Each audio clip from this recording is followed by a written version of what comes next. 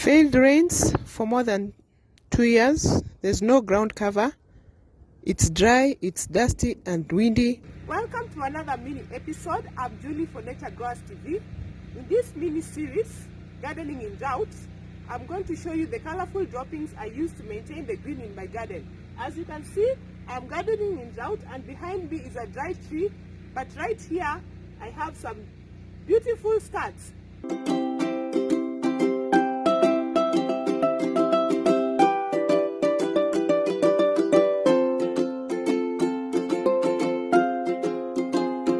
When you're gardening in drought, you lose so much water due to evaporation. And evaporation, the rate of evaporation is high right now because of the high temperatures in this region. We are experiencing high temperatures as high as 30 degrees Celsius, which is not common in this region. We range around 24 to 27 degrees Celsius, but right now it's very hot. So the rate of evaporation is higher. Some trees are very dry. For example, look at this tree on the right. Far behind, you can see the ornamental tree that I've shown you. It does not have any leaves. This is the same ornamental tree, but here it receives partial shade, so the partial shade helps to conserve water and the tree does not dry up completely. It's an evergreen species, but at a different point where there is no ground cover and it receives full sun, it is dry. It's a little bit cooler here, so I can take off my gardening hat.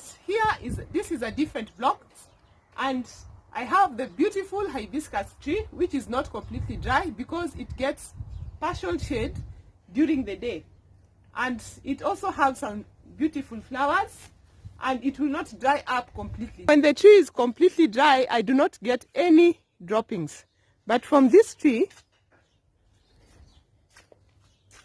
look at this. So these droppings,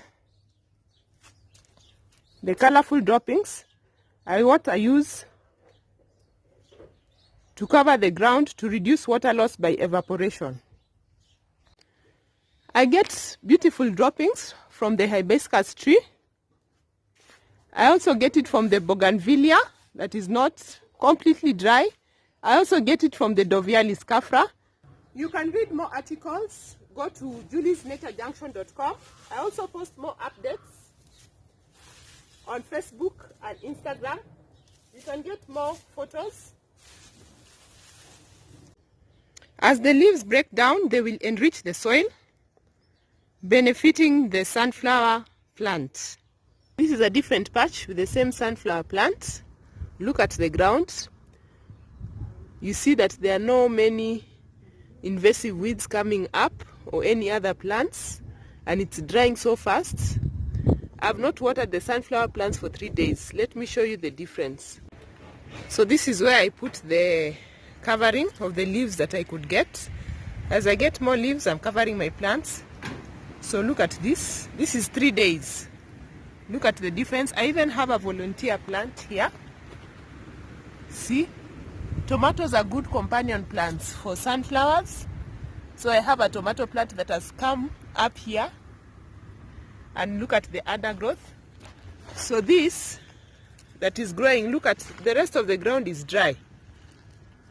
But at this point, where at least it is covered, I have these other plants coming up, which I can uproot and even cover this area.